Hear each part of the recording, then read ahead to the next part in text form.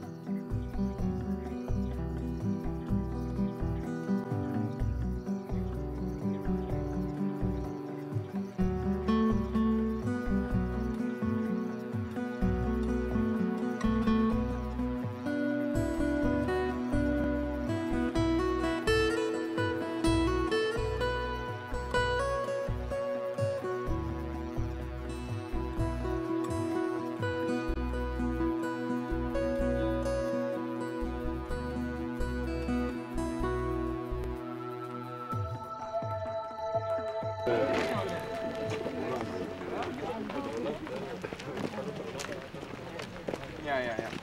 Okay. As you know, olives in Tunisia are grown in 5 parts of the country.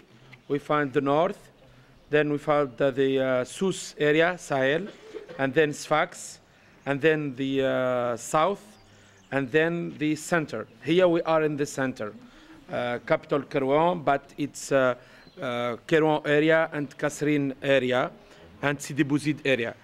3 areas, which is the center of Tunisia. There's the old way of doing organic.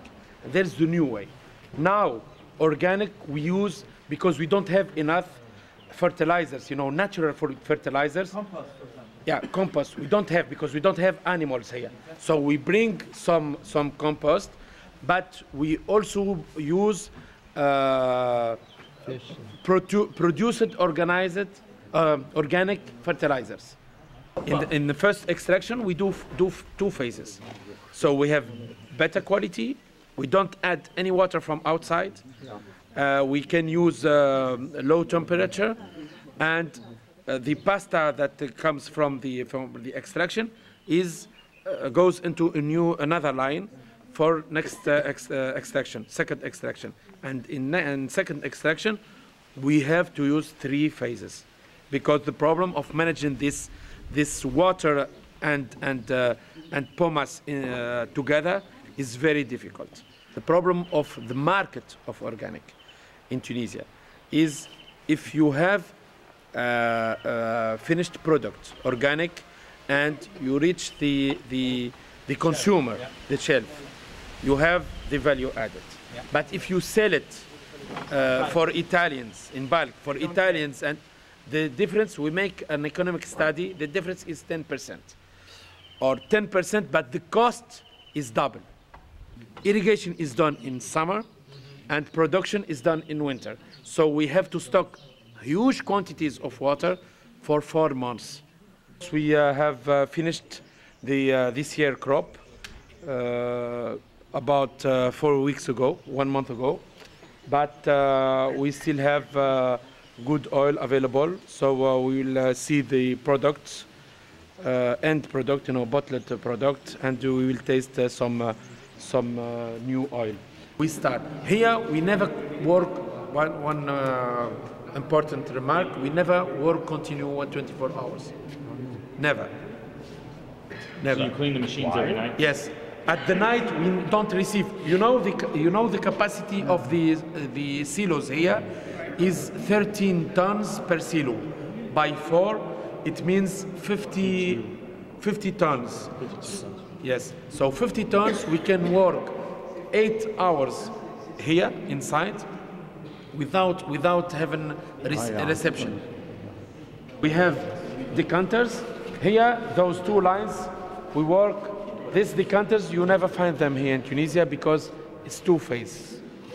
They are exclusively 2-phase. We don't work 3-phase. But what is interesting? First, we are able to process here at low temperature. Okay? At low temperature. So we have better quality. First. Second, we have optimal yield here, because in 3 phases, some factories have, let's say 20, some factories have 19, some factories have 18. Why? Because the adjustment of the lines is very difficult, because you add water. When you add water, first you lose quality, you lose a lot of polyphenol that is gone with water. Here we don't add water. Very, very, very few with some varieties. Just for the flow. For some varieties. If the variety is fresh and very good, we don't add water. We have Arbequina, the Spanish variety, Chitwi, the Tunisian variety, which is fruity, the Chemleli, which is light, the Zarazi, which is also fruity, and the Wisleti, which is fruity.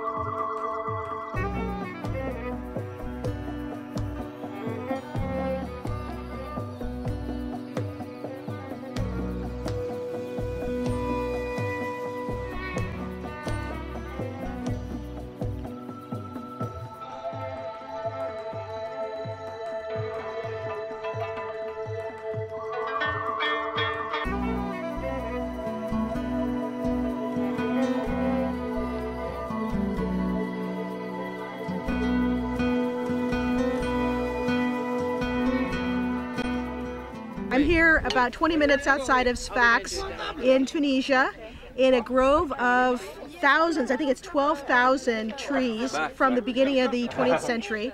I'm sitting under a multi-trunked 1,200-year-old olive tree right here, this is one of them.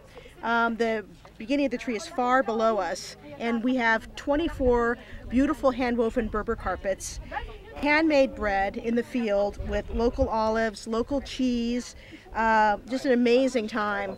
Actually, this bread is done in the Sahara for the people who go crossing the Sahara, and when they stop they have to eat bread, and they make fire in the sand, put sand on the fire, put the paste on it.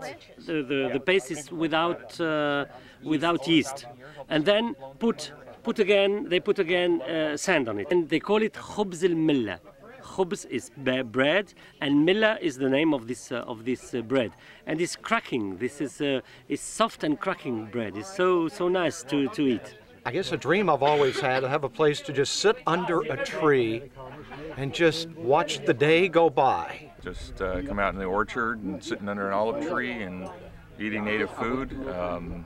There's nothing better. But when we turned that curve and I saw this tree and the beautiful rugs laying underneath it and the tent set up and just this beautiful spread, I truly just took my breath away. It was awesome. The peasant life isn't so bad. You've got these beautiful trees, you've got great food, sunshine, a light breeze. It's wonderful. It was really wonderful to taste food just like everybody else eats it here every day. I'm assuming all the workers eat this like that every day. Real as it gets. Yeah.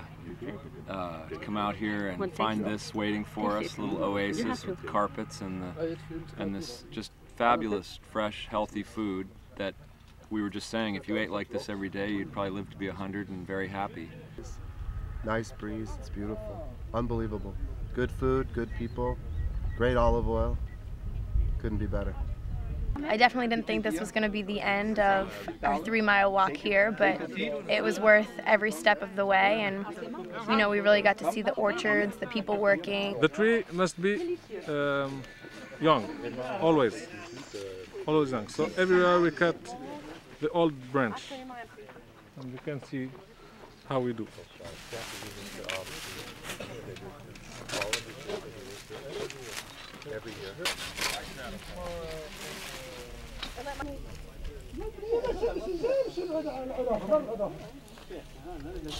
So we're gonna leave into a few minutes to visit another region, which is called Al Amra region, situated in the northern part of this city, about 40 kilometers from here.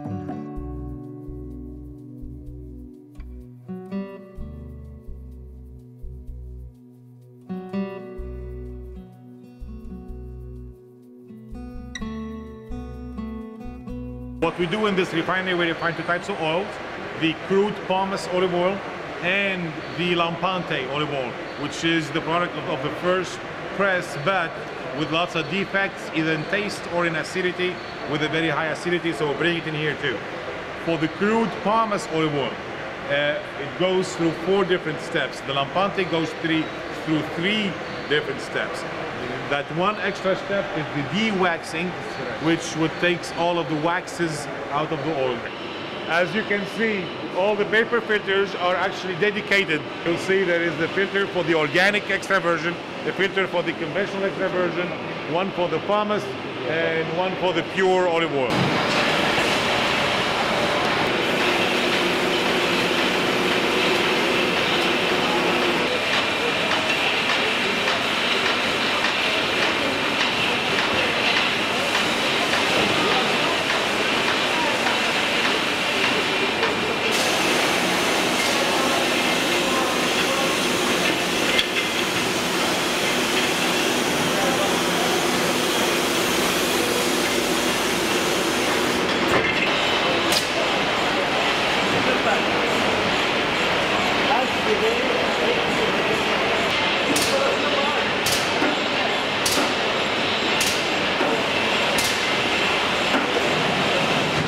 Has to be really in a relaxed mood with a clean mouth, with nothing to affect his tasting ability. All tasters are presented with those blue glasses, so they are not affected by the color of the oil, because usually, and it happens to the best experts, they are affected if they see green oil. in their mind, it's gonna be stronger oil, while it's not. So this color in here, it hides the color of the oil, so the taster is as objective as possible in his tasting. This is more interesting. They are doing the acidity It has a test. flower. Oh, nice. And more piquant. No. We eat an apple after, because an apple a day keeps the doctor away. But a garlic a day keeps everybody away. So the NaOH, she will add few drops. She will see what the level we did start at, and then she will start adding drop by drop by drop till we see the color changing, and the color and the change of the color persists for 15 seconds. And now she calculates how much she needed of the NaOH. A typical analysis takes about 48 hours. Yeah, it takes about 48 hours to have a complete analysis report.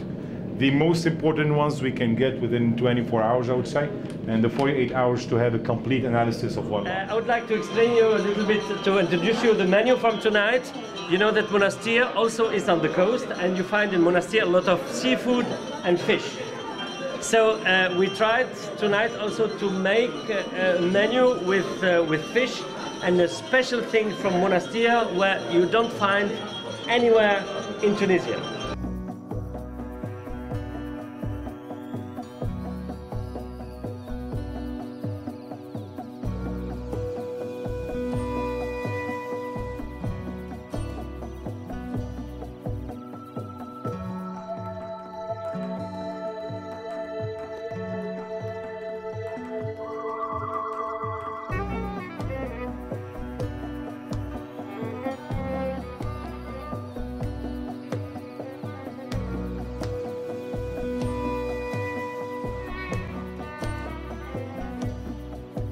Some years ago, there is no separator. We separate by hand, like this. We separate by hand, like this. But we have the possibility also to work with too fast. Because here in this place there is a problem to work with too fast. The problem is the pomace. Because the pomace coming out is very humid. It's very humid, 60% humidity, so we cannot transport it. This is the problem in Tunisia. This is the first plant, is crushing mill. Then we will go to the bottling mill, to the bottling plant, and to the laboratory for the quality.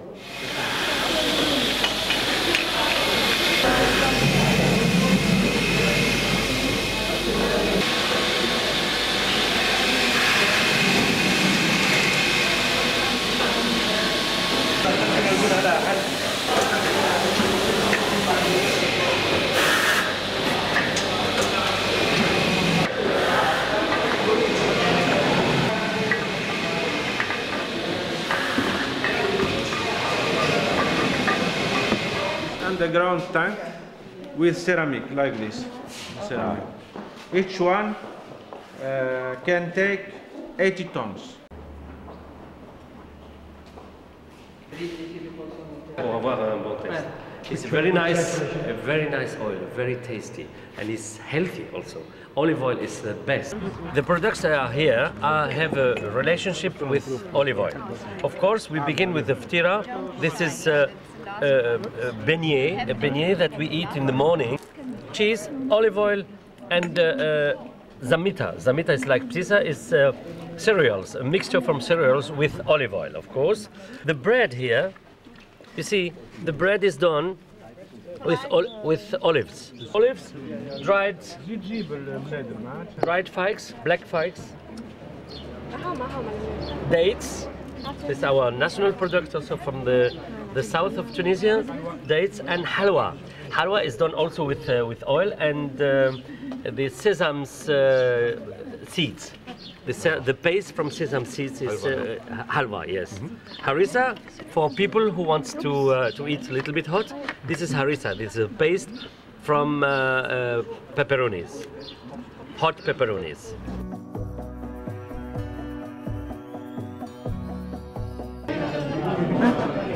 Pleasure.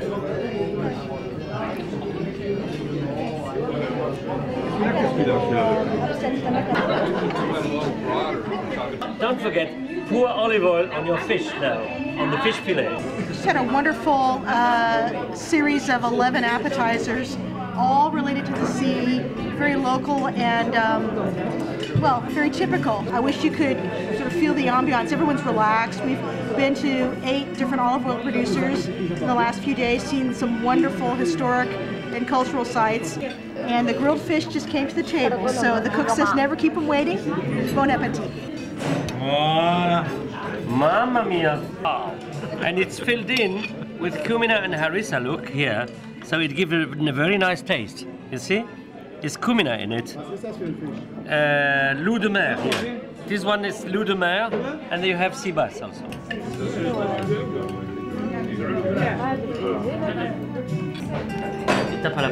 Our peppermint tea is very known in Tunisia. It's a green tea with peppermints.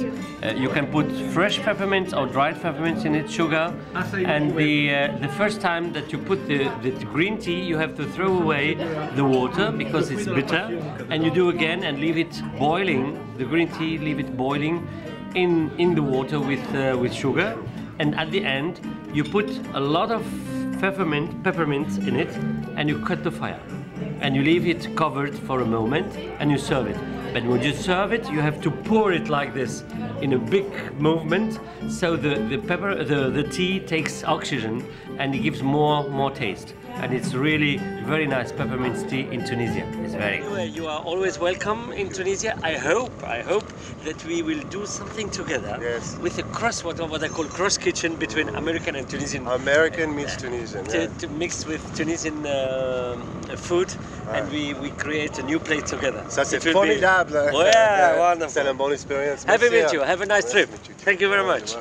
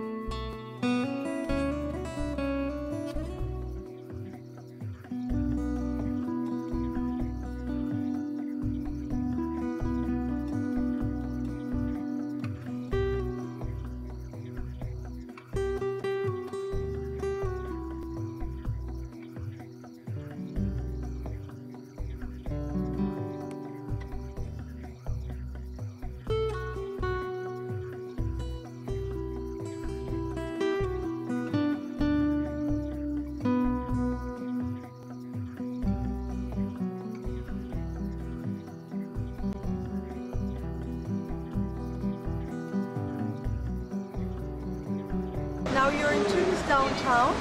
The main avenue is Avenue Habib Bourguiba. It was constructed by French to get into the Gate of France, or the Gate of the Water, of the sea. And the Avenue Habib Bourguiba has many attractions, including restaurants, banks, businesses, a cathedral, and also a municipal theater.